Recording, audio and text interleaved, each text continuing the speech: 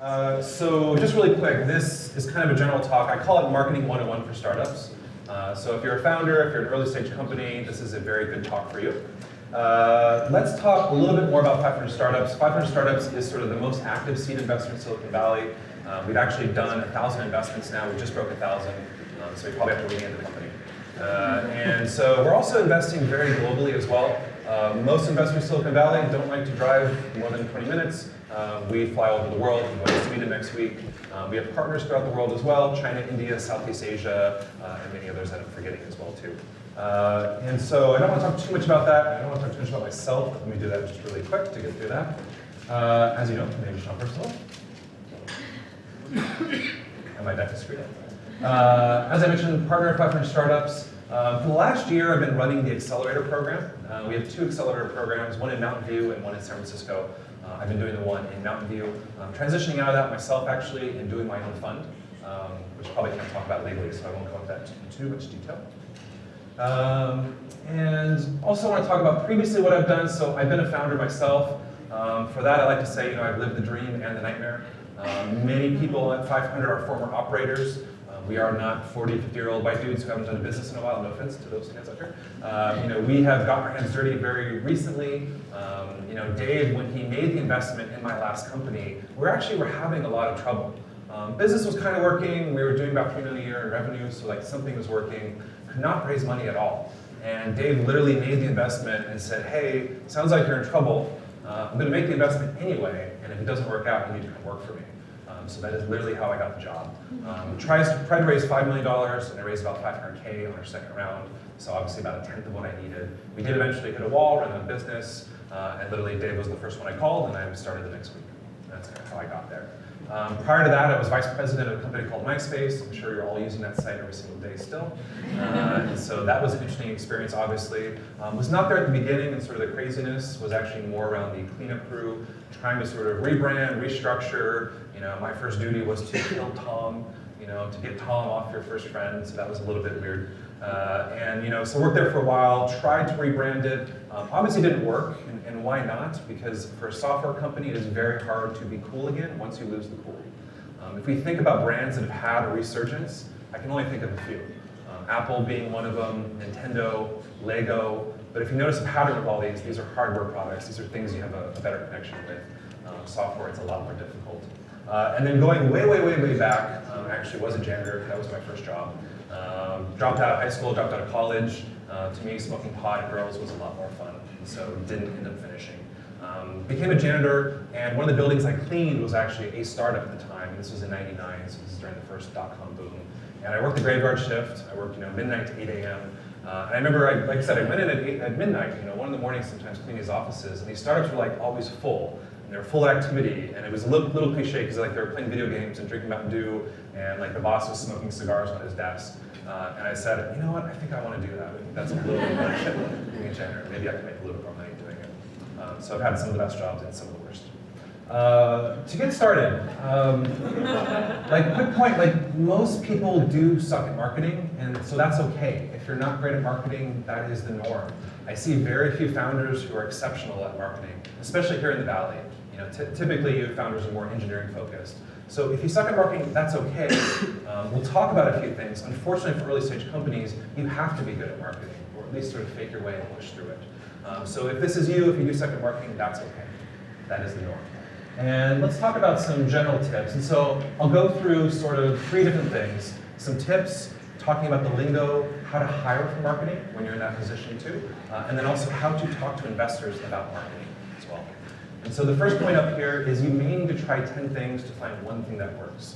And I would say that's where I'm seeing a lot of companies fail, where they put all the eggs in one basket. We have this one deal, we have this one channel, and we're just going to mine the hell out of that. And it really is a lot like mining with marketing. You're going to find a vein, and then it's going to yield something. But that vein will eventually be depleted. There'll be nothing left. So if that vein is depleted and you have no other backup source, that's when your numbers start to tank, or you go flat.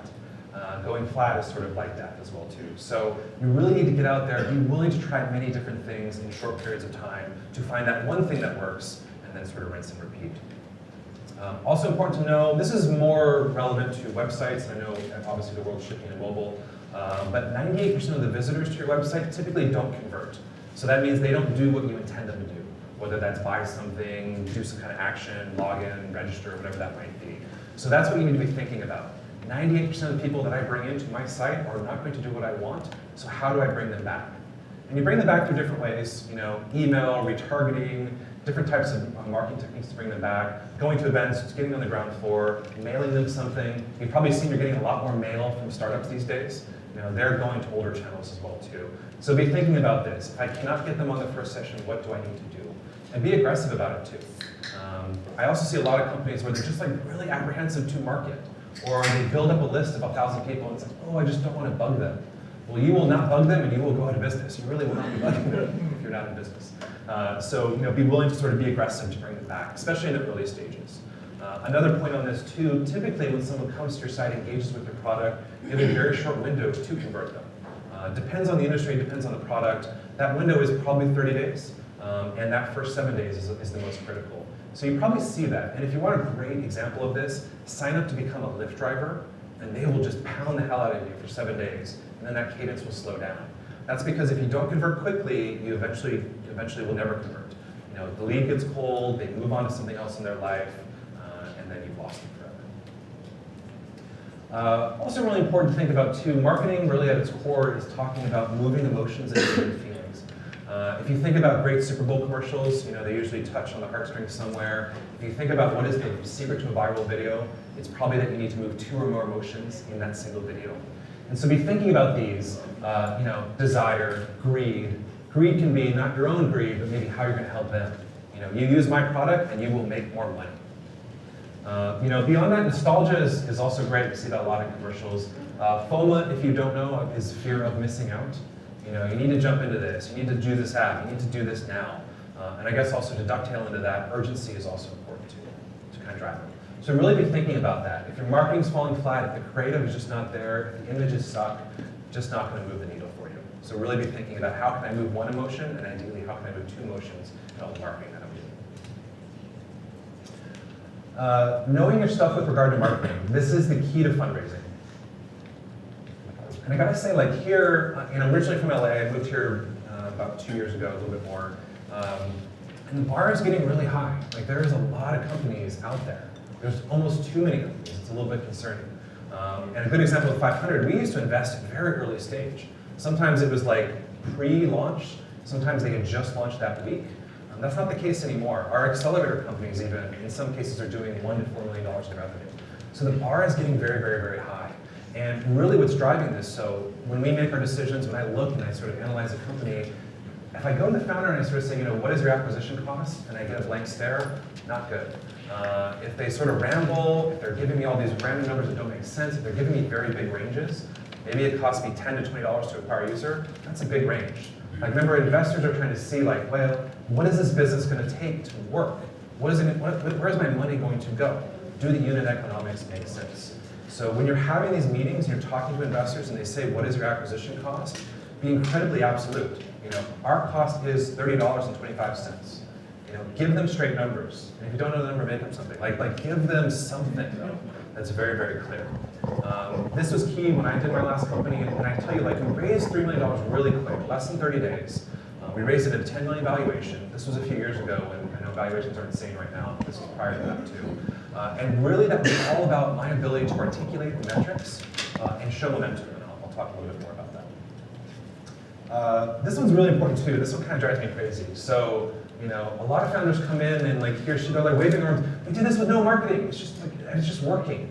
Actually, sending the wrong signal to the investor. That's saying like maybe it's working, doesn't mean it's scalable, and maybe you don't understand why it's working, which is also very, very concerning. So you never want to say we have done no marketing. How do you measure the cost of content marketing acquisition? That's difficult. I think at the early stage you want to be more focused on things that have real quick results. So content marketing is more of a longer term investment. Early on, that's why you go to Facebook where it's like, it is $10 for every user too. Content marketing also like that is not always the most scalable. Hard to quantify, so I think actually in the early days you want very quantifiable channels. Facebook, AdWords, retargeting, email marketing, whatever that might be.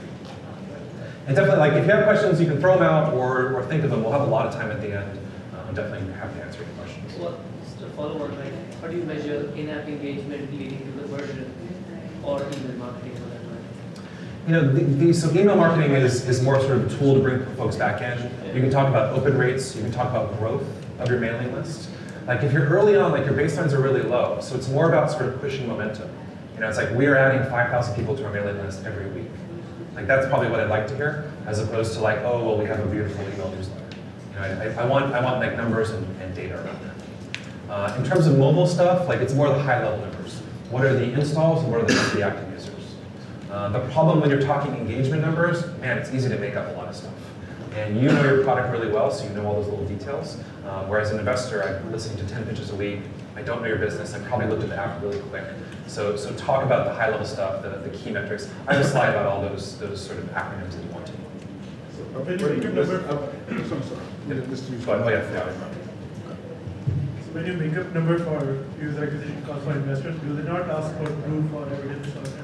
You'd be surprised at early stage how little due diligence is happening, and so there's not a ton, because remember, there's not a lot to base it on. Like most of it's on the team and some of the high level numbers too.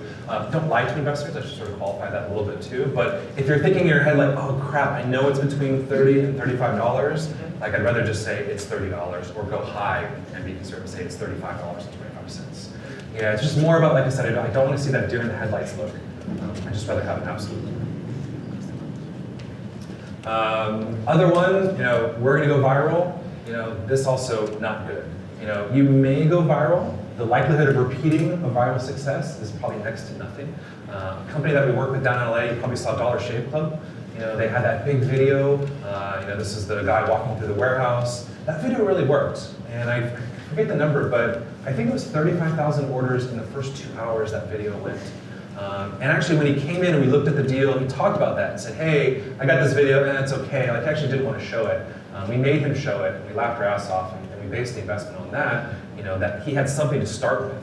But we actually, when I looked, I was like, yeah, the video will probably get 50,000 views and it'll get going. It's probably at 12 to 10 million too. But the next video, not the case. Like, lightning typically doesn't strike at the same place twice. So don't be fully dependent on virality. You're probably not likely to repeat that, and that is not a sustainable channel in many cases. Let's talk about hiring too. So I think I already mentioned this, but in the early days, the founder kind of has to do everything. And this is really, really tough because you're trying to manage all these other pieces. Oh shit, we ship a product, and my co-founder's pissed at me, and I got all this other stuff going on too. But you really, really have to own it.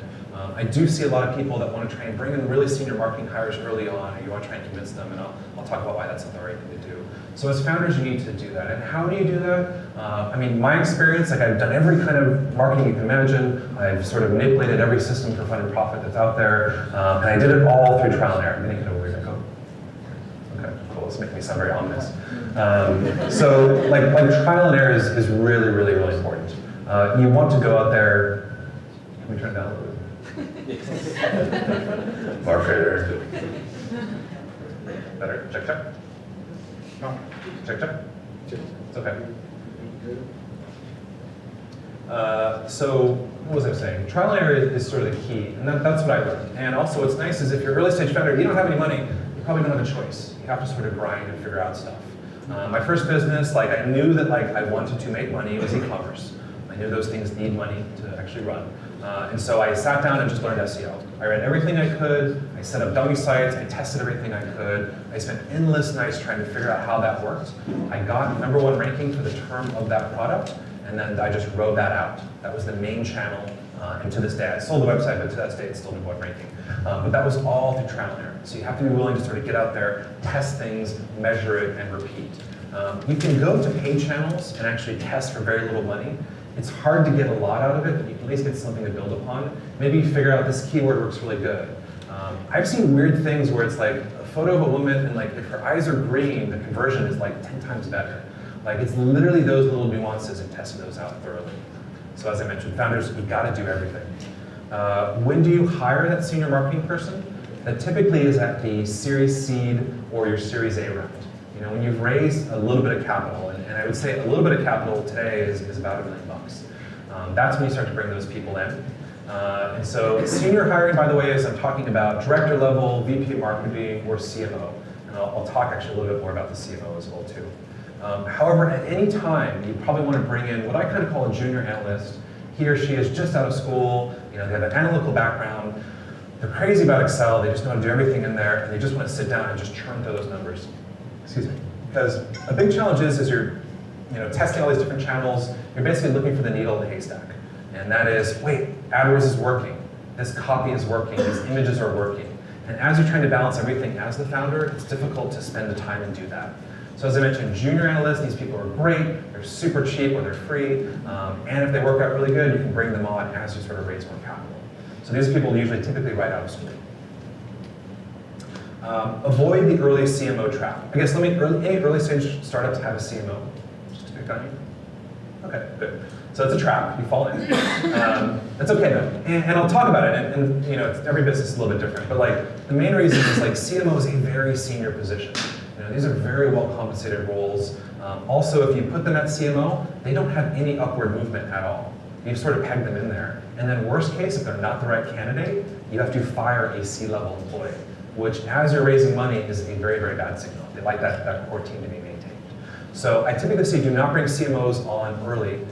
Basically bring in director of marketing type people and then let them sort of move up through the ranks. And if they beat you up over, they're like, I gotta get that title, I'm all about titles, it's all I care about, it's nice and short, fits on the business card. Basically sort of explain it to them, show them the path. You will be in this role for 6 months or 12 months, whatever that might be, and then we'll move you into that role if everything's working out well. So be super careful. I always get a little bit concerned when early stage companies have like barely launched and it's like the full C-suite is built out. Most investors like to see like 2 founders, maybe they're C-level, there's a yin and yang balance going on. He or she is really good at the technical side, and the other person is good at fundraising and business, schmoozing, or whatever that might be. So be careful about bringing in that CMO too early. Nice thing about marketing though, very quantifiable. Like it is working or it's not. That's kind of why I push you into channels that like are very actionable and you can tell right away. If you cannot afford these people, you can also do some compensation-based performance-based compensation. Because once again, like if they're driving more revenue, well shit, we probably have more money to give them. Or you give them more equity. And this is what I've done in many cases. When I was doing my startup, like, love poaching people that are like way out of my league. Like I'm married, so I can't date anymore, so it's like that is the hunt for me, I love doing that. But many times I could not afford these people. And so what I would do is bring them in for what I could and basically give them 1% more equity, depending if they hit certain milestones. And in many cases, they'll do that. So once again, marketing is really nice, very, very quantifiable. You know if it's working or not. To me, I think marketing people are a lot like sales. If within 3 months, if it's not cranking, like probably never going to. So that's where you need to make some tough decisions. Let's talk about why they will not be successful. That is the shipping fail. The big one, they don't have the budget they need. And if you've seen sort of Life of Pi, here's your expectation, but here's your actual budget. And I've made the same mistake too. And that's another reason I say be careful about these CMO people, especially if they've had CMO roles in the past. More senior marketing, bigger team, bigger budget. They're going to want to use agencies. It's like, oh, I know these 5 agencies. We're just going to plug them in. You're like, okay, well, that's 50 grand a month. I don't know how we're going to afford that too. So you need to make sure that your timing is right when you bring these people in. You do not want to have super senior marketing people on staff and have $1,000 marketing spend per month. Like they literally will just not be able to do this. Maybe it's somewhat arrogant. The last time I did this myself, like he came to me and said, hey, not working out. I'm a Ferrari and I'm just revving my engine at the start of the line. And so like I said, a little bit arrogant, but that was true. You may know this character. This is the Dude Bro programmer. So what I see a lot too, and I've done a lot of consulting, we have a distribution team that goes in and helps these companies. And a big challenge is like the CTO, the head of engineering, they just don't care about marketing. Marketing is just not their passion. They want to build things, they want to build you the most like the NASA dashboard that you can do different things with. Marketing to them, placing pixels, optimizing the funnel. This is typically not what they want to do, and so they don't do it. And I've definitely had consulting engagements where it's like little things like getting a pixel placed so I can measure something has taken a week or two. And it kind of sucks. It's like, well, the clock's still turning. Like you're still getting billed for this. And now we can't start for 2 weeks. We can't just start throwing ads out too. So as for founders, what you need to do is like, dude bro or dude she, like help them understand like this is incredibly important. I know you want to build all this stuff, but if I do not market and grow my business, you will not have the money to do it. We will be out of business. I know that's sort of dark, but that at the early stages is what it is. So either hire the right person or just have a sit down with them and help them understand how critical this stuff is. They are going to want to go build the dashboard. They're going to want to come to you and be like, hey, we can handle 1 million users now. And you have this like trickle of traffic.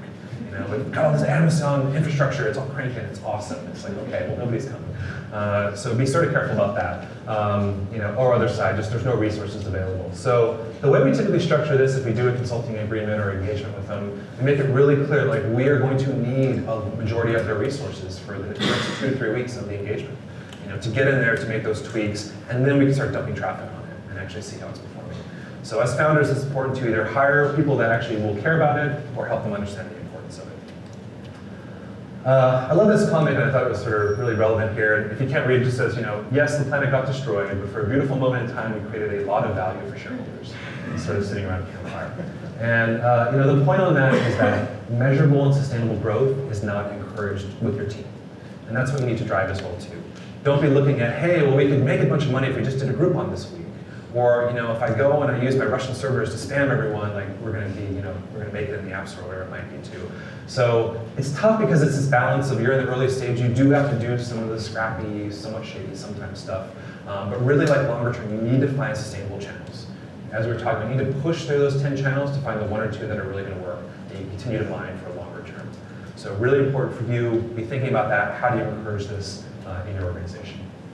The lingo, and this is just a big old sheet of acronyms. So, you know, it's tough. Like marketing guy, there's tons of acronyms, tons of confusing stuff. I try to really think about like what is important and what you sort of need to understand and what you need to know. It's almost stack ranked a little bit in terms of what is most important. You'll see the sort of top one, you know, what is the cost of acquisition, what's the app cost, what's the CPA, you know, cost per acquisition. These are the most important. There's also another subset called cost per lead. Many companies, when they start, they think about purely in CPA. It cost me $10 to get that user, you know, because they're thinking about, oh, what they converted on the first session. But as we talked about, they're probably not going to convert on the first session. So more mature companies think about things on a CPL basis, cost per lead. We need to get as many leads as we can through the system, we need to get as many users, and then we'll track the conversion rate of those, and then we can help figure out that value. Also important, and investors will definitely ask about this, especially if your business is generating revenue. You know, what is the LTV? What is the lifetime value of that user? You know, how much money can you make on them? How many months can you retain them? Obviously, it's wildly different for every business. Because the big thing is they want to look at this and be like, okay, if it costs them $50 to acquire the user, can they get ROI positive on that, and how quickly? You know, and so if it costs you $50 to get a user, but then you can only make $10 on them, obviously not a good business. So that's what they're really going to push you on. They may also talk about like, well, what is your LTV net the acquisition cost? You know, because the acquisition cost is obviously eating into the amount of profit that you can make on those people. No real guidelines on like what is good LTV, what's a good multiple. The more the better, I guess. And the lower the acquisition cost, obviously. Yep. How do you measure LTV when you're early? You just launched 2 months, 3 months into the paid product. Yeah, it's tough. And to me, I think that you get every 3 months, you get a lot more data. And so it takes that time. And so you basically need to sort of say that we're estimating the LTV. The LTV is this today. If you're not generating revenue, then you need to look at sort of industry standards. So a good example there is, I do a little bit of Bitcoin investing. There's a Bitcoin remittance company. There's not a lot of precedent for Bitcoin remittance. It's very, very new. But they're able to look at Western Union where there's this massive data set and they can see how long they can retain a user and then back them into what their unit economics are too. So basically compete with the competitors potentially. Show competitive in the market. You know, yeah, if you're a market maker, then yeah, you're not going to have a lot of data. But this is why it's also good. Like generate revenue as soon as you can. You know, that's very, very important. Especially important to us and some other early stage VCs. And use the data that you have. So I think your answer is so far we see that the LTV is this. Over time, though, we anticipate it to be something better. Other stuff on this, funnel you probably know. So funnel is just a series of pages they go through or actions, mobile actions they go through. CPC, this is the cost per click. If you see CPM, that's what you pay for every 1,000 impressions. You know, CTR is the click-through rate. IO is sort of an advertiser insertion order. This is something you'll see later stage. Typically earlier, you're in marketplaces, you're in sort of your own type of buying. IO is like someone has a large publisher, large network. They're going to want a flat fee on an IO. Typically, that's $5,000 to get started with most folks. Churn rate. Now, this is also important too. Churn rate is, what is the amount of users that you're losing on a monthly basis. So some businesses, this is a lot more important. If your business is mobile, that's important. Subscription in any way, any type of like reoccurring payment, that's important as well too. And investors will push you on that. A high churn business is almost impossible to build and impossible to fund. The only one that I've seen work, actually, I don't know if you've seen it, it's Sensa, it's the powder you put on your food and you lose weight supposedly. Like, that's incredibly high churn business, but they're acquiring users very cheap, and a lot of people are forgetting about the charges, so they're a little bit more deceptive. But what is a good churn rate also varies a lot by business. If you want to talk about like what's the best churn rate out there, Netflix is a 2% churn rate, based on sort of some data that last I saw. So that's the ideal situation. I think you want to be in single-digit churn in most cases. Mobile, you may be a little bit higher, depending on what the product is. But investors will definitely push you on this if it applies to your business. Earned media, and so earned media is the sort of the free-ish, I say, social media. This is SEO that you might be doing. This is your social campaigns that you're doing. The nice thing is typically what you do is you take your earned media with your paid media and you merge them together. And if your paid media cost is pretty high, but if you're good at doing earned media, you can then talk about a blended acquisition cost. And so it sounds kind of nice, and that'll bring that number down as well too. SEM is just sort of paid search engine marketing. These are the Google AdWords that you see. SERP, SEO, obviously, free-ish. There's sometimes costs if you're using a consultant. A SERP is a search engine result page. So if you are pushing SEO as a good channel, typically you say like, yeah, we're number 2 on the first SERP, is how you use that. Above the fold, I think I just more kind of put this in there so you know what that means. It basically means that like, all the good stuff is above the fold on a browser or on a mobile screen. If you move something below the fold and someone has to scroll, the conversion rate drops dramatically. So in everything you're doing, like open up these tiny little laptops, do I see everything that I need to see? And if not, I need to sort of tweak that and bring things up. Backlinks, this is part of SEO, so these are the links coming into your site. White hat, gray hat, black hat. So as you can sort of see, it's like legit, somewhat shady, and then way shady. Typically, I recommend startups like don't go black hat. That stuff never lasts. It's like a drug. Like it's great when you're high on it, but then eventually you have a pretty bad come down. Gray hat, somewhere between gray hat and white hat. You do have to sort of bend the rules, maybe not break them as much, but bend the rules to sort of get that initial traction going. PageRank, this is Google's algorithm, sort of for how they interpret and how they place you in a site. I won't go too much into SEO because it's not a huge channel these days. EdgeRank is Facebook's version of PageRank. So if you're like, well, why am I seeing this update but not all these other updates? They're trying to sort of programmatically figure out like what's the most important content. And that's based on many, many, many factors. We actually have a lot of insight into what drives PageRank. We have very little insight into what actually drives EdgeRank, and Facebook is changing that thing all the time. So you've probably seen some startups that like blew up really crazy and they were just spamming your Facebook. And there's a lot of video companies that were doing this type of stuff. And Upworthy, I think, is a great example too. Typically, people that exploit EdgeRank or get an unfair advantage, they get corrected really quick. Google and Facebook, they're like God to a certain extent. They give it and take it away.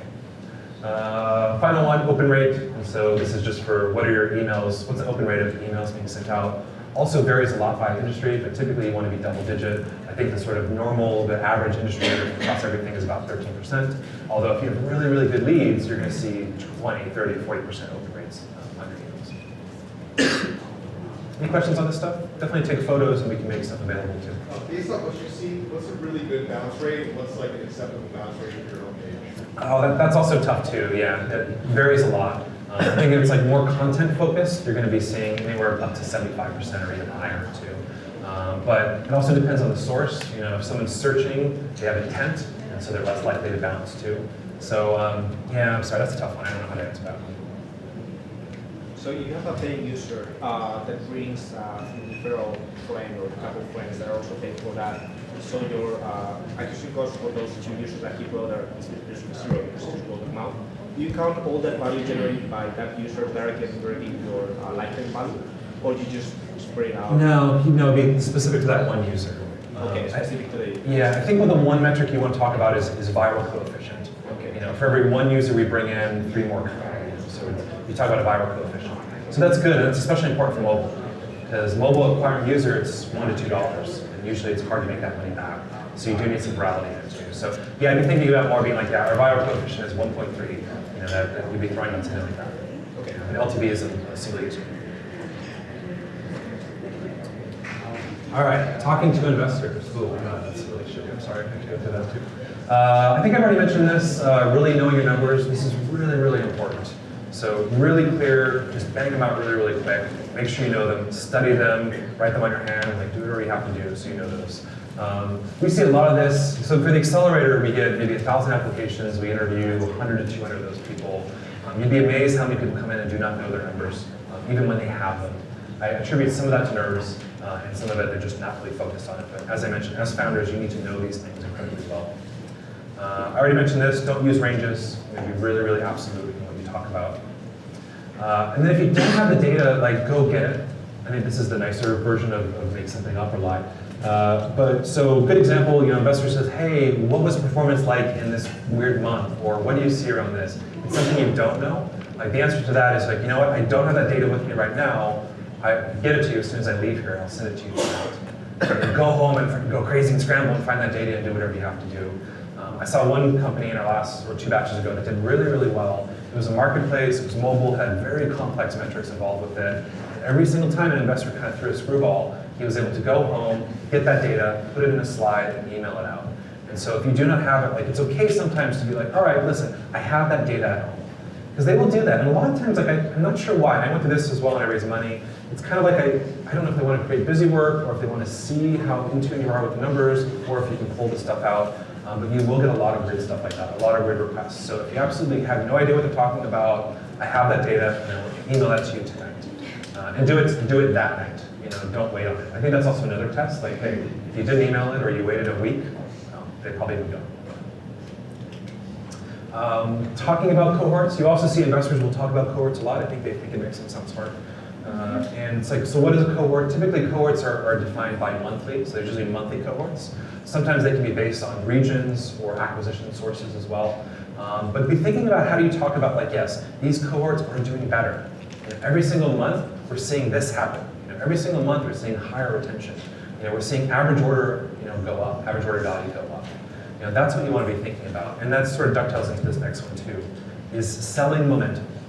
So early stage, not a lot of data to work with. You're basically selling the future, and so we have one of two things. If you have traction, you sell traction. This is the traction, this is how much money we're making. If you have no traction, you're selling vision.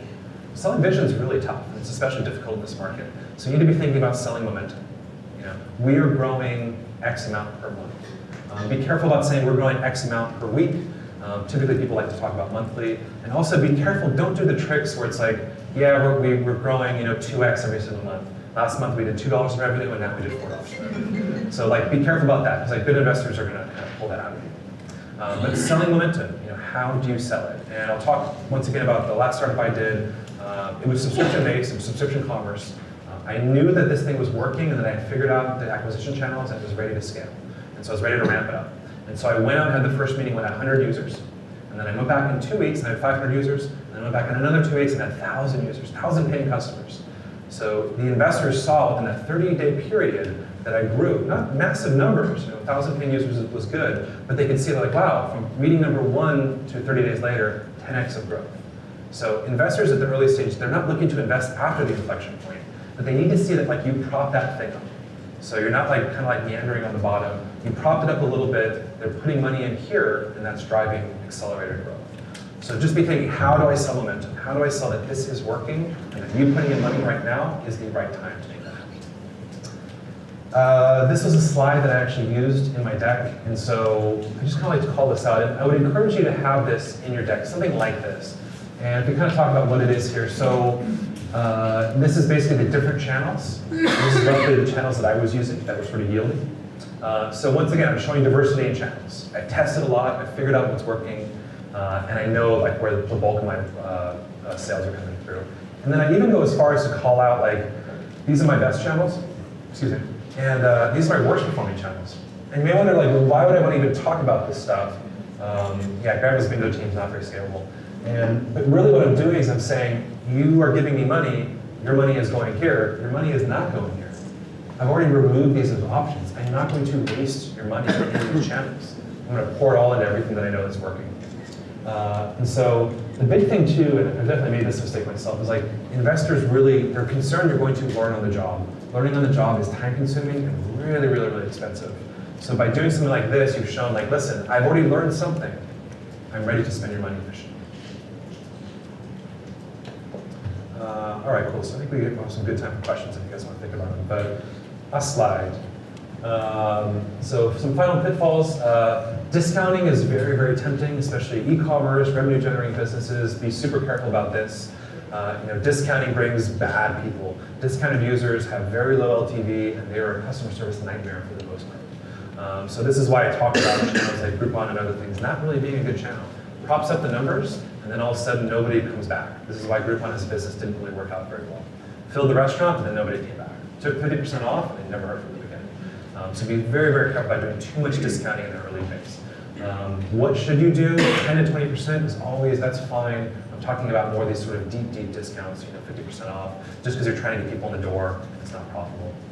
I think this is kind of the same thing too. Getting bad users, bad customers. You're desperate to get anyone in the door, and you really want the right people as much as you can. These are the people that will not drive your customer service people crazy. These are people that are not going to go on social media and say you're an idiot, and that does happen. It's happening. So be careful about that kind of stuff. Getting the right ones. High overhead, low yield partnerships, and I see this all the time in the accelerator. So I guess 2 points on this. Like, a lot of people kind of come to us and be like, hey, so-and-so is going to do a mailing for us. They have a mailing list of 1 million people. It's like, well, shit, that's a lot of people. Like, we may have 1 million people visit our site. But remember, start doing the math. Okay, maybe only 10% of the people open that email. Okay, now we're down to 100,000. And then, oh shit, maybe only 4% of those people actually click through. So even something like 1 million people emailing lists, especially if it's a third-party list, it's probably not going to yield too much. Or you have to do all this stuff. You have to do events, you have to do all these different things, you have to pick up your kids from school. Anything where you're putting a lot of time and energy in, and there's not going to be a massive uptick of users coming in, you want to avoid. The other second point is you want to be careful about sort of butting up with other startups, especially ones that are smaller than you or equal size. You're both, misery loves company, but you're both sort of striving to get there. Like, they don't have many users, they're still figuring out their voice, they haven't developed their channels, so be careful about this. And we tell our companies, we have 30 companies in every batch, help each other, don't need to go overboard and trying to partner and do all these other things too. Once again, you want to be finding your own independent, scalable channels. PR, hopefully no one, too many people are in PR here, but I would say avoid PR in the early stage, mostly because good PR is expensive. You're looking at engagements of $2,000 to $5,000 per month. You need to wait 3 to 6 months to see some results from it. So think about that. That's $35K-ish before you actually start to see something come from it. So this, I think, is similar to the other comment I made about founders having to do everything. You need to learn how to be good at PR. You need to figure this out. You need to go harass the people at TechCrunch. You need to sort of help them, build relationships, start to get that initial press on your own. The other thing too, press is okay, doesn't usually move the needle. I've done all the tech press. I've been on TV shows. The only thing that really surprised me was being on Good Morning America. Yeah, a lot of people watch that show. That sent a ton of traffic, and that traffic vaporized and really did nothing. Yeah, they came to the site, but they didn't buy. So don't think the one hit on TechCrunch is going to make or break a company. Maybe depending on where it's placed and who you are and what it is, you're lucky to get a few thousand visits off of that. I would say the one thing that's been really interesting, if you've used it yet, is Product Hunt. Product Hunt actually sends better users, more users, and especially if your thing is startup focused or things that startup people like, developer tools, all these things, those audiences are so good.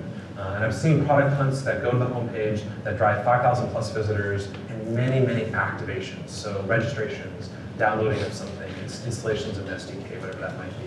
And the nice thing about Product Hunt is you can do it yourself. You can submit it yourself, you can get it in there, but also it's getting a little more difficult. You have to build relationships with them as well, or get to know people who can help you submit.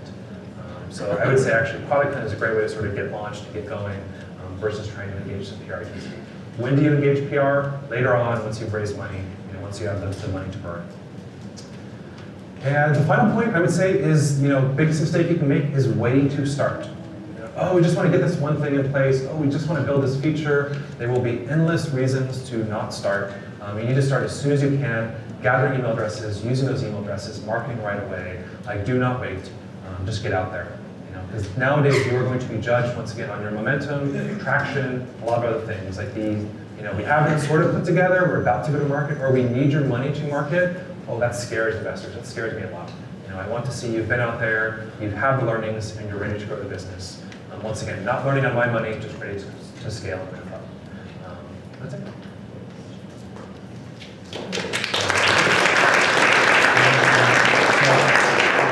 I think we have maybe 15, 20 minutes for questions, so hopefully some good ones. I'll pick up people if we don't. But yeah, go ahead. Yeah. So there's a very popular article by Polygram about doing things that don't scale at early stage. Yep. How would you relate that with scalable marketing? Yeah. YC is the king of vague statements that don't make a ton of sense. Yeah, I mean, it does make sense, and yes, and that's okay in the super early days. I think that's like, you know, the first month, and to them it's like, yeah, go out and talk to people, you know, go out and grind, you know, go out and like, you know, steal a database and like mail it out too. So, you know, we do that, but once again, like I'd rather see you in paid channels. I'd rather you get out there and actually start to buy users and understand that, because that is very scalable. So I think it's a combo of both, and you need to balance that. If you're a marketplace, you have to do a lot of things that don't scale. You have to do a lot of hand-holding. And you have to do a lot for these first users. Like, man, you may have to wipe their butt for them. Like, you just have to go really do everything for them. So that's okay in the beginning. I mean, I kind of agree, but I like online marketing because the results are quick. You know, I can know within a week whether this is working, whether somebody wants this or not. You can use up all your quotas. I don't know. So, related to lifetime value and discounting, let's say you're experimenting with the channel and you're trying to do some discounting to acquire users and it takes you for 3 months to figure out that it's not going to scale. But that really starts showing on your journal. So now I have to wait 3 months to talk to an investor, or is it okay to try to explain to them, okay, I was just experimenting, that didn't work? I think so, yeah, and you see a lot of like, yeah, we see a lot of graphs where it's like, whoa, what happened there? Like some big dip or some, you know, big raise too. So I think what you can do is you just qualify that. And I've seen a lot of times where it's like they have the graph and then something happened, good or bad. They put a marker in there and they actually tell me what that was. And sometimes it's good. Like we were on product hunt and the thing took off, and that's why it dipped after that too. So I think you just talk about that. That's actually good. It's like you're testing stuff, okay, that's okay, that's good to know. I think on the discounting stuff, like I don't even know, I wouldn't really put it in ads. I would try and bring in higher quality, more qualified users, and then discount them as they leave, or discount them in an email on day 7 when they haven't converted. So I would actually try and avoid discounting in the ads as much as I can. And how about referrals? Would that count as a discount? Like if I were to, like a... No, and like there's a lot of different ways to do referral, and like to give you a secret, like the best way to do referral, it's not the I get $10 credit and you get $10 credit. It's actually you're giving away $20 of credit. So you have the person give away all the credit. And the reason that works is because then people are more selective. They bring in better people with it too. They're less trying to game it, so less trying to make their own money off of it too. And they'll share it with close friends, like tighter social circles, versus like just blasting onto social media with conversion stuff. That's not too bad though. I mean, sometimes that works too. They both work, and you can try both, you know, but we've seen better results when it's like people giving away more money. Can we hold the microphone up when you're asking questions so everyone can hear? Thank Eat you. the mic, as we say. So once you fall into the CMO trap, how do you get out of that? And it's good. Is he sitting next to you? But I have the same problem maybe. Oh, you do? But elaborating a little bit more, I mean, we raised like 80 million this year, like over 100 people, so it's, the company is big, but Okay. we made the mistake of actually getting that high profile CMO, they're spending lots of money on not very effective agencies that are very good for PR and for advertising that, but it's costing a lot of money. How do we go back to more like guerrilla marketing strategy, more like lean Silicon Valley-ish? Yeah, so that's tough. So how, you raised 80 million? Yeah. Okay, that's a lot of money. So I mean, yeah. it's so far. Yeah, so yeah, what do you do with that person? I don't know, that's tough. It's almost like an HR question, like how do you sort of work with them? But yeah, I think I guess I'll roll back to what I've done in sort of startups is, yeah, the person comes in, they want to just like hire 5 agencies and do that, and to sit down and saying, you know what, listen, and hopefully maybe you can use some data to tell a story, because it sounds like if you were to map out all of your costs, you're going to see that increase, and so it's going to be very clear there. So I think you just go to them and say, hey, listen, we need to be back down to this level. We need to cut off 40% of these agencies, and you need to get scrappy. You know, maybe put the onus on them and be like, I need you to go hire or poach or steal a really great growth hacker who's going to get their hands dirty and be an internal resource and not be so dependent. Maybe get just a more junior person, well, not junior, but like more like not so senior profile under him that actually is doing that. Exactly, yeah, because that's the thing is you have the CMO, like they're good and they have this breadth of knowledge and they probably wear a good suit and so forth too, but like, you know, like they don't know how to get their hands dirty. They don't know about new channels. You know, they don't know how to optimize. And if you're that big, like you're more in an optimization exercise now. So you want that person to come in and be like, hey, if we move this button like this, We need numbers. yeah, we need to drive that. Okay. And Sure. you're a very good salesman to get all I that. have a joke about the PR agencies Okay. having to deal with them with speakers, and they definitely are risk averse, and they often will Oh, just use juniors. And I've often gone to speakers, like top speakers, and said, that person just wasted my time. And I've got like this pet peeve about them now. So I guess my question is, do you think PR companies are any worth spending all this money that you've wasted on them? Have you got any value out of it? We've got value, but not as much as if we had done things Yeah. more Yeah. way. And what you're describing is I also see too. PR agencies get overtaxed, and so they sort of push all the work down to the junior people.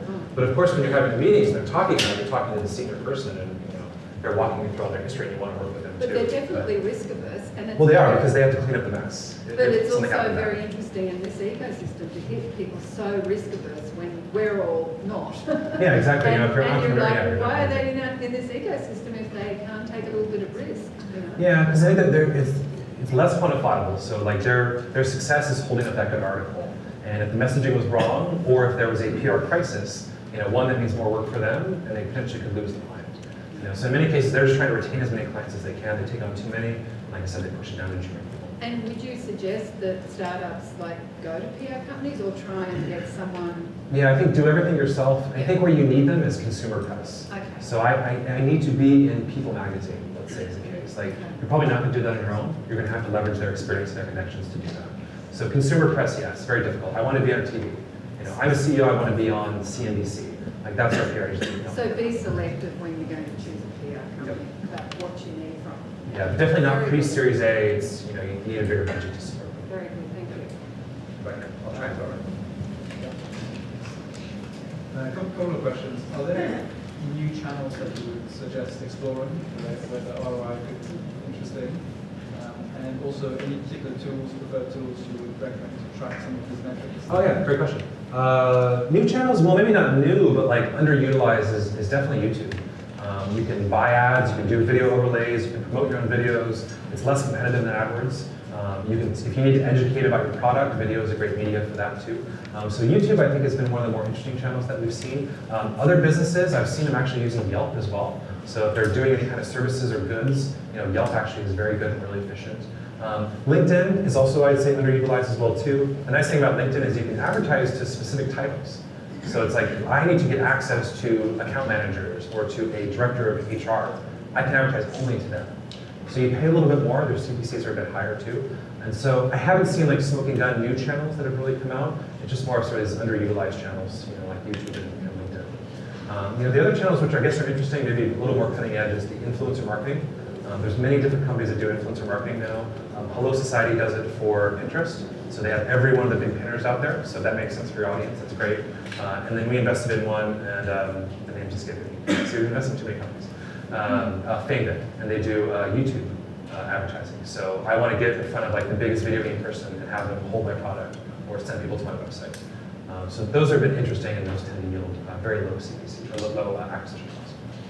Other question was tools, like what do people use? We typically say Mixpanel. I think that's the best out there. Really great. It does cohort analysis, gives you tons of great data. It lets you do remarketing. So I can go to Mixpanel and say, you came to my site, I didn't see you for 7 days. I didn't see you come back, and so I'm going to send you an email trying to reactivate you to it. So I'd say Mixpanel is the best. Intercom.io is another one. That's one of our companies. Very sort of sophisticated chat, pop-up notifications, really strong CRM, remarketing tools. Those are kind of the two that we mostly use at 500. What was the YouTube? FameIt. Fame. FameIt, F-A-M. Go up the base, but Okay, Becca? Yeah. Yes. How do you deal with attribution modeling when you're running ads on multiple platforms and multiple devices, and kind of tying it all together, assigning a weight to what did this ad play in a complex conversion? Yeah. Is it mobile? Yeah, you could be running maybe mobile Facebook ads and doing retargeting and doing AdWords, and you're hitting the customer in all these different channels at all these different times. How do you assign a weighted value to each of those touch points? Good question, and pretty complex to answer. But I think at the early stage, you want to be thinking sort of just last click attribution. I think you start there, that's what most people do. So what he's talking about is how do you attribute a source where I got something? And if you ever click on an ad, you see all this stuff that says UTM source equals, UTM campaign equals. Those are what marketers are using to basically track where everything is coming from. Because also sometimes like in a native mobile app, there's no referral data. I can't see the website that you came from. So that's where you institute something like like that too. So I think you go last click, and then Google Analytics, like I'm getting rusty, but I know they now have tools where you can actually follow all the attribution too, and sort of where do you weight it. But I think just focus on last click for right now, and then maybe do some sort of first click and last click analysis as well. But yeah, this is stuff where I actually would hire someone smarter than me to sort of map that out and assign weight for every source. Okay. But he's right, and that's a good point. Like you're not going to get always everyone on that one source. You know, they may come in on Facebook, and then you have to send them an email, and then you have to show them an ad roll retargeting ad, and then they finally convert. Like you may touch them 3 or 4 times. I think we want to get the mic again. What's the best strategy that you tried to successfully convert non-paying customers into paying customers? Yeah, like for what? Like for e-commerce or something, or for a subscription service? Commerce. Yeah. So I mean, email marketing is great, and like I said, people don't email enough. If you sign up for big sites, you'd be like, I will not stop emailing you. That's because it works. And so I've seen, as I mentioned, being very aggressive the first 7 days, pushing to convert, and then start to institute some discounts if you can. You know, and so by day 15 and day 30, you're about to lose them. So that's when you throw out the 10% or 20%. Other techniques I've seen is where the discount actually goes down over time. You know, so it's like, yeah, like if you jump in now, it's 20%. Next week it's gonna be 10%. You can do that as well too. So those have been sort of the most active. So this is what Mixpanel can do for you that can bring them back. Yep. You mentioned earlier that there's a possibility of rewarding people through equity. Equity tends to be long-term, marketing objectives very short-term. How do you? Yeah, I mean, actually last time I did it, it was a combo of both. And I've also done deals where it's like, we're going to make your salary this, contingent on us raising over $1 million. Okay. It's more about like showing them that that is there, that they're not going to have to fight for it, that they're not going to like fall on the sword and kill themselves to get you to this right point, and then they're going to come to you and you're going to be like, eh. So it's actually, I put it in like the offer letters too. And so typically it's a revenue target in a lot of cases, and it's a combo of equity and compensation. Because revenue is great. Like once again, if they're generating revenue for you, they're reducing your burn, they're increasing the likelihood of you succeeding and getting more funding. And most of the time, equity sort of is over a few years. So Yeah, do that's you standard. get to stay over the length? Standard, yeah, the 4-year vest is what's typical. And they would continue for 4 years. So That's that's a depends. Like, relationship issue. yeah, marketing people are really tough. Like, especially, it's one reason I moved up here, because there's sort of a deficit of marketing people. It's a lot of engineers and so forth. LA on the other side, like, there's too many marketers. Like, LA is a marketing town. You know, it's like, look at my car, look at my plastic surgery. Like, it's all about marketing oneself. So LA, there's a lot. That's why most e-commerce is down in LA as well too. But yeah, I don't know. Like, yeah, will every employee stay for 4 years? No. You know, and maybe they stay for 2 or 3 and they get 50% of their vesting. And there's a question of you. Yep. Hey, I know that kind of this new growth hacking is the new term, but It's the new hotness. it's a new hot term. But if you're a small startup trying to get users in the door, and I know it depends on the type of startup you are, but what channel do you think is the best? Like there's influencer marketing, there's ads, there's all these different channels. If you just want to get a bunch of users in the door, do you have any tips on that? Yeah, you know, I've done a lot of contests, and those seem to really work. The users aren't always the highest quality, but it's easy to sort of give away $100 worth of something, you know, and generate 1,000 to 5,000 email addresses. So right there, you think the email addresses are costing you less than $1 or 20 cents or 30 cents, whatever it might be too. So that's typically easy. There's something called Rafflecopter that a lot of people use, and so that's a strong contest platform. So that's typical what we've seen. Yeah, it's collecting email addresses, I think, is the big one. You know, getting as many leads as you can, and then being aggressive about emailing them. I think I mentioned a lot of people like, oh, we've been collecting these emails, we haven't done anything with them. And now we're going to email them 3 months later, and they're all going to unsubscribe because they just haven't heard from them too. So it's like, yeah, gathering as many email addresses in any way, shape, or form has been the most effective. AdWords is good if your business has intent. You know, even spending a few $100s. You know, if someone is going to search for something, you know, I want to buy a blue dress. You know, then having AdWords there works too. If it's not intent-driven, then I would avoid AdWords. It's very difficult. If you're trying to sell a new technology, people probably are not searching for that. Yeah, so I would avoid that. Yeah, but contests, it's really about email addresses. Like, get as many emails as you can, get phone numbers, you know, get anything that you can do. I think I'd also say too that like Facebook is super powerful in the way that you can do custom audiences, and not a lot of people know this. So you could actually, if you got 1,000 email addresses, you can upload them into Facebook. Facebook will then match all of those with their Facebook profile. And then you can create what they call a lookalike audience, which will then go out and find 1 million people just like those 1,000 people. So if you're like, I don't know how to target, I don't know what age, I don't know what's male or female, you can start with a small base of those 1,000 people and actually build out to 1 million people that you can market to. What's that So called? it's called, they call them custom audiences. Sorry, I don't know how to answer the question. custom audiences, and then lookalike audiences. So if you create a custom audience, you can then create a lookalike audience from there.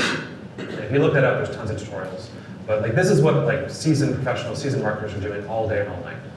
And so, but usually early stage people just don't know that's out there. And that's free from Facebook.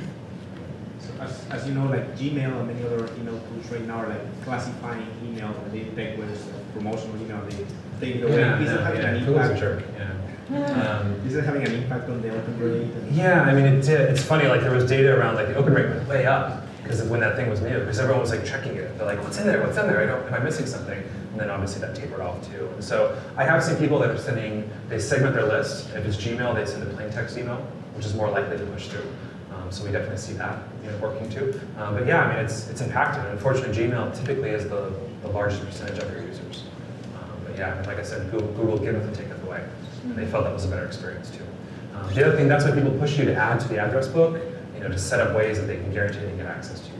They can see the message. Your startup depends on two different types of users, so content generators. Can you hold your microphone up? Thanks. If your startup depends on content consumers and content generators, what's a marketing strategy to target both of those and on the other? Yeah, this is tough. This is like I salute people that do marketplaces because you're satisfying both and you have to keep them both healthy at the same time. I don't know if I have a great answer to how you work that, other than it's sort of this stepped up thing where I wouldn't focus on just building up the content creators. A lot of people do that where it's like, oh, we just need to get more. Like we do a lot of things like Airbnb of, they're like, oh, I just need to get all these hosts, and then I'll go out and get the other users. And it's more stepped up where it's like, I'm gonna go get 5 hosts, and I'm gonna get 10 users, and I'm gonna get 10 hosts, 20 users. Sort of be thinking about how you step up that way. Don't be thinking about just pushing one side of the marketplace. So I think it sounds like you're thinking about, right, how do I do them at the same time? How do I sort of satisfy both? But yeah, it's just a stepped approach. Just don't feel like you have to have the one side of the marketplace completely full, to be there. That was a tough question. Okay, next to you, or you want to go here?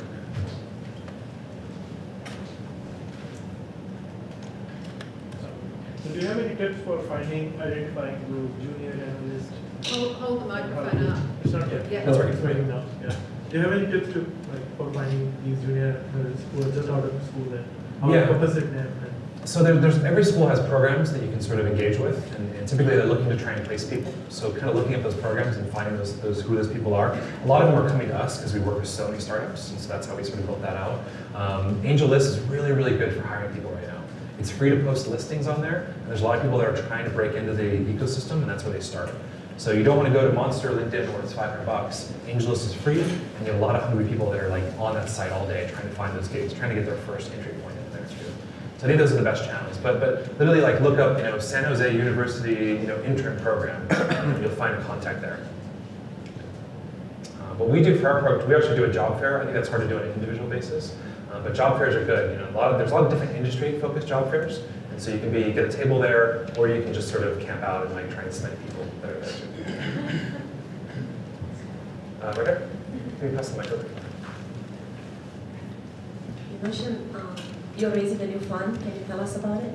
I can't legally, actually. No, I'm not supposed to think about that. And there's all these like general solicitation things. Maybe the second question, the backup. What are your thoughts about the marketing automation tools that are out there? Yeah, this is like Marketo and HubSpot and these kind of things. That's Yeah. a good question. Yeah, that is, and I would say honestly, almost none of our startups are using them because I think to get most of the value, it's too expensive. So they have some like lower tiered plans, but they're really not giving you too much.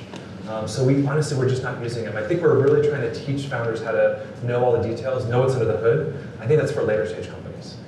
So I don't have a ton of experience with them too. And also like those are usually very complex systems. When you are using that scale and using everything that's sort of involved in it, like you need sort of more simplicity.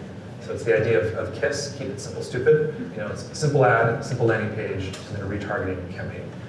As opposed to trying to dial in all these other things. Because if you look at a lot of them, it's like this big old flow chart, there's all this stuff going on too. So early stage companies, I would actually say probably avoid that until you get much later.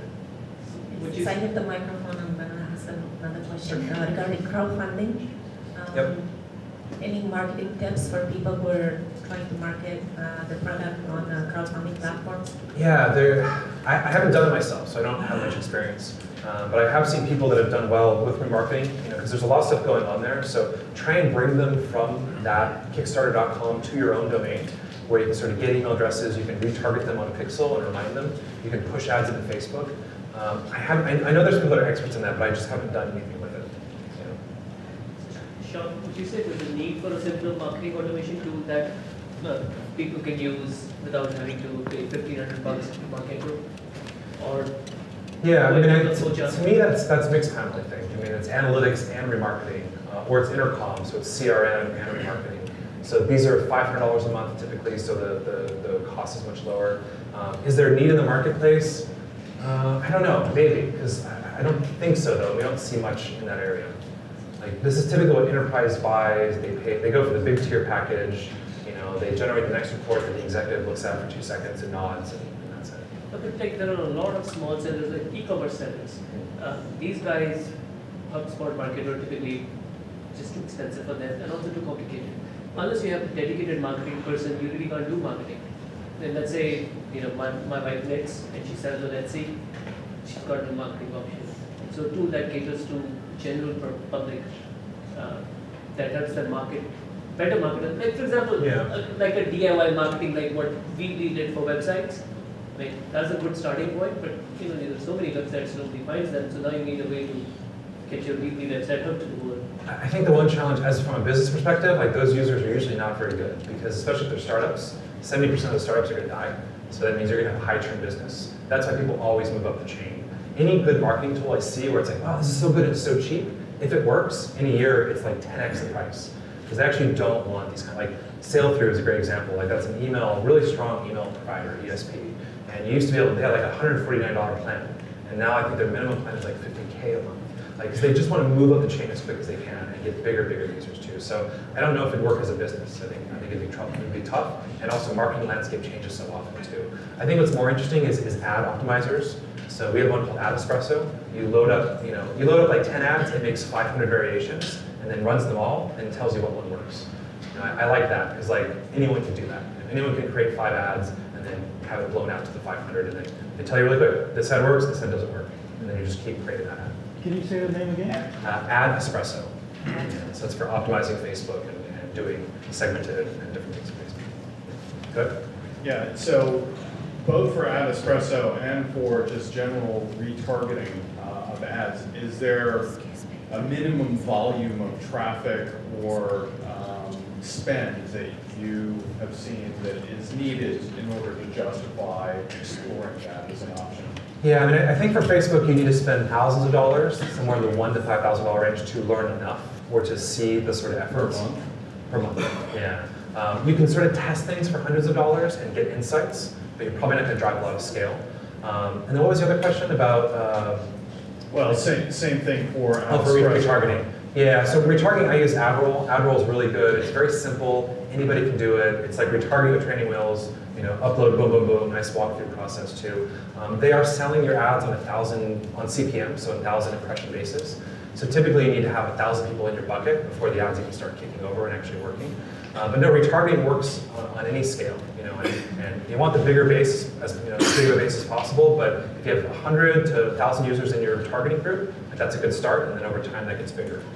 Yeah, and also think about this too. Like the nice thing, when I was also fundraising a few years ago, retargeting was actually really new, and many investors don't actually understand what retargeting is. So they're checking you out, they look at your website, and then they go read, whatever, the Tahoe Times or the New York Times, and like all of a sudden your ad's there. Like to them, they actually don't always understand how simple that is. And I remember like on many meetings where it's like, yeah, your ad's everywhere. And the answer is like, yeah, we're just really good at online marketing. It's like I literally placed a pixel and did one campaign too. So it's really, really good. Because remember, you're a startup, you're like a baby startup, nobody knows who you are. You need to reinforce the brand over and over and over again. So even a small user base, especially if it's investors, you're going to remind them that you exist. Yeah, Secretary. Oh, sorry. We'll get you next. Earlier in your talk, you mentioned how you were able to rank #1 for some of the keywords.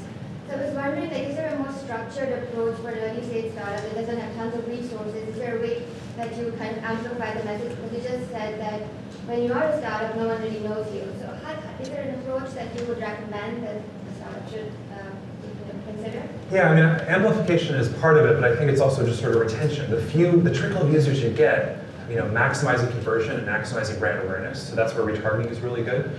Content is good, but it takes a long time to sort of see the fruits of that. So you can kind of create that. Facebook is a great channel. Having a presence there, getting people to share into Facebook, building up content on there that you can boost for $20 to $60 too. So I think I think of it more of a concert of all these little things coming together, and they make beautiful music together, as opposed to like one or two sort of dedicated techniques. So just to follow up, is that the approach you use when you ranked #1? No, so this is many years ago, so SEO was much different. So it was mostly like brute force, many links coming in, very good architecture. SEO is sort of a rabbit hole we can go into, but like the key are like authority, relevant links coming into your site, incredibly fast site. So your site should be so snappy. Google is obsessed with speed. And then the other secret is they have something called webmaster tools. Very few people use it. They tell you everything you need to know. So Google actually wants you to be good. They want you to be on good behavior when it comes to SEO. And so webmaster tools will tell you where all the issues are and how to correct them. So I'm just using that tool alone. Sitemaps, content, but it's really about getting authoritative links.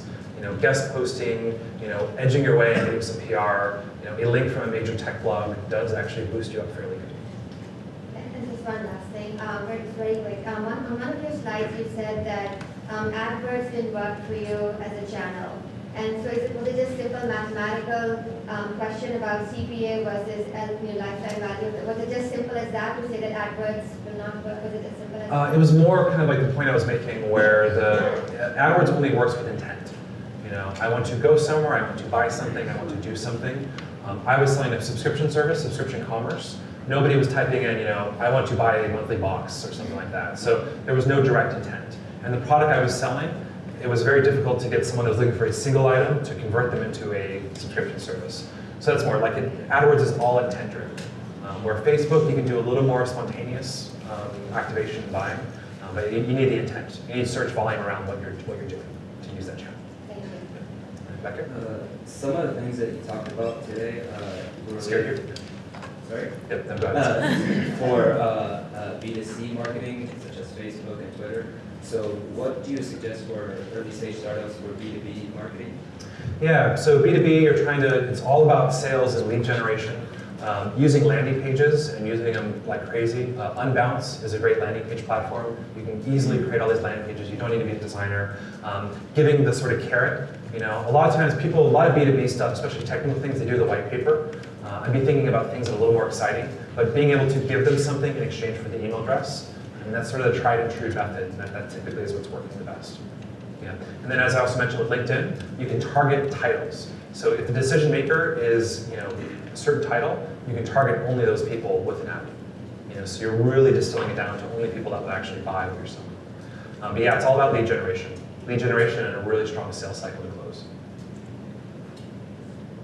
I think this gentleman's got the microphone. Okay, well, what's kind of the same question actually. I'm referring to the B2B market. I saw that LinkedIn is mainly the best way of addressing customer.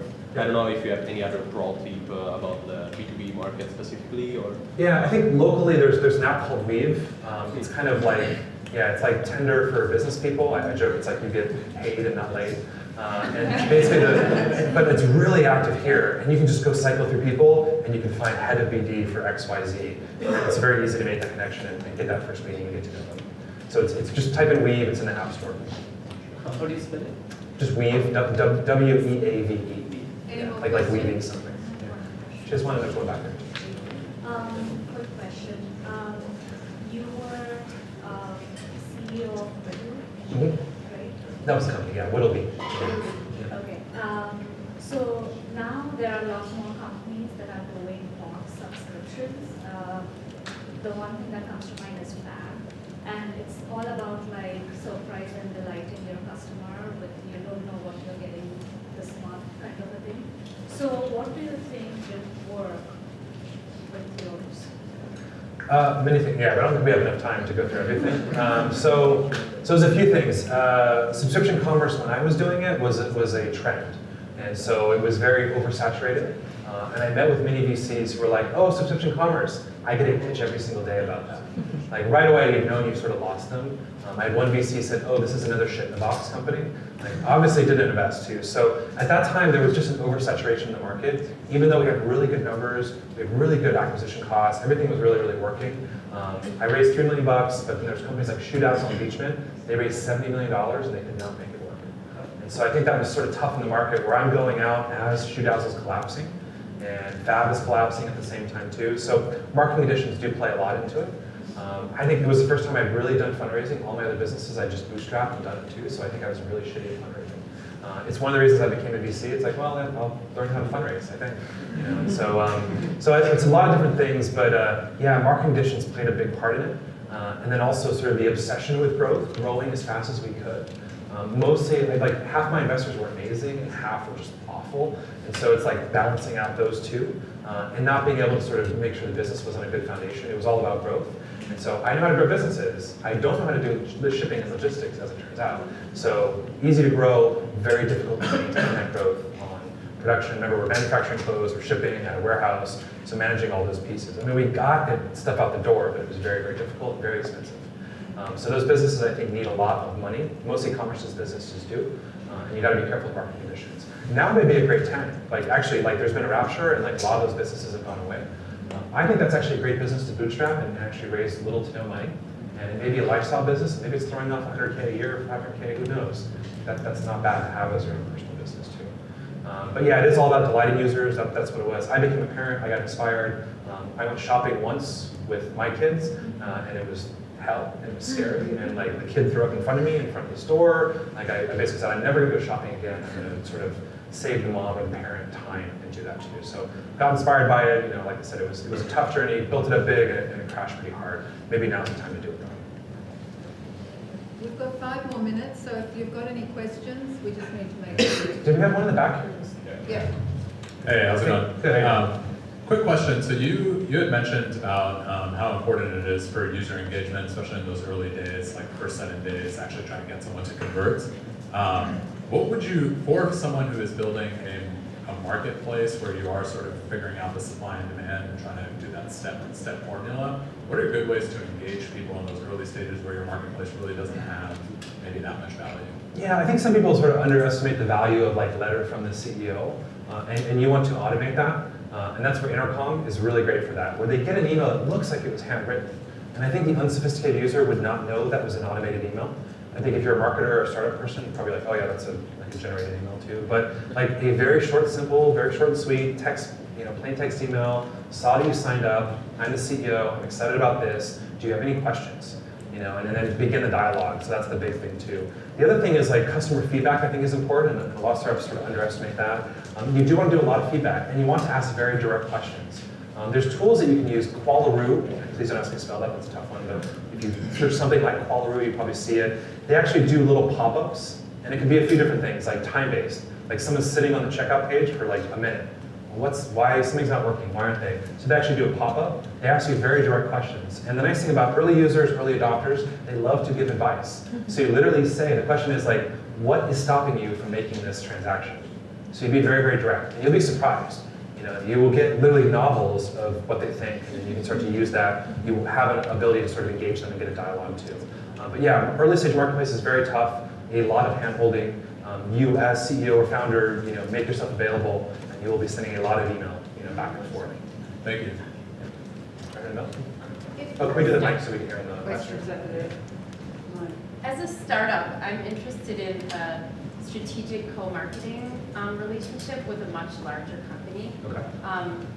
The partnership thing I said not to do, yes, go ahead. Oh. Well, maybe, no, keep going, let's see.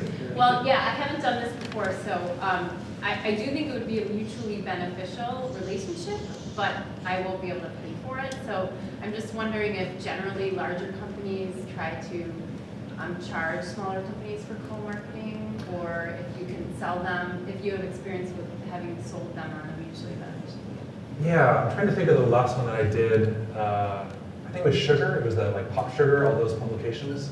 I don't know, I played into their weakness. Like they really wanted to figure out e-commerce, and I basically told them I would give them data and insights.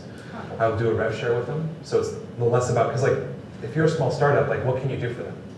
You know, you can put a little banner ad, you can email the thousands of people that you know. But like, I sort of look at them and understand, like, what are you looking to know? And maybe me as a small, nimble startup can help you find that information. You as a big dumb dinosaur cannot. Don't say that, but that's sort of the positioning. But like, I am smart and nimble, I'm cutting edge, you're an old dinosaur, and I'm trying to sort of get some innovation. So I think sort of play into their weakness, see what they're looking for. Some will try and charge. I mean, some have productized it, so they're like, they got so many inquiries, they just said, okay, this is 10K, and kind of move there. Usually that's not a match for an early stage company, you just don't have the money to do it. But yeah, plan their weakness, see what they're trying to learn, what they're trying to figure out. But also be mindful that like they're getting hit up by startups all the time. You know, and so, yeah. And then also the more you can sell that you are stable and that you're not going to die tomorrow is important. Because for them, remember, legal cost is very high. Overhead, they have tons of stuff going on too. So, you know, anything you can sort of signal, hey, look, we're in the New York Times. Hey, we just raised money from Google Ventures. Anything you can signal that like you are not dying tomorrow is going to help. So last question. One thing you haven't mentioned today is Twitter. Yeah. How do you see, you know, what's the best way of using Twitter in terms of driving traffic or conversions for a mobile app? That's what I'm specifically interested in. So the mobile app stuff is new, so I actually haven't heard too much about it. They do the ad install units just like Facebook has done so successfully. Twitter does not work good for transactional things. A SaaS conversion, buying something on e-commerce. I'm not sure what it is. I think that you're just really focused on that feed. You're looking at news, you're looking at what someone had for lunch. You don't want to be removed from that experience too. The thing that's been interesting is the Twitter cards, where you do lead gen. I think that's probably the most interesting, where someone actually just clicks a button and it pulls in their email address and sends it to you. They don't actually have to enter anything. So their friction is greatly reduced and you can get a lot of good email addresses out of that. That's been the most successful, but honestly, most people that are doing Twitter marketing are big brands. And they have big budgets, and they're just doing it for brand exposure. You know, Coke, AT&T, like these are big brands. If you look at them, you'll see that. Verizon Wireless, Game of Thrones, like it's typically big brands. So this is more about sort of brand marketing versus startup, lean, you know, scrappy marketing. Yeah. Since I think I'm the last question. Yeah. Thank you so much. It's been fantastic. I'll go something. We learned a lot.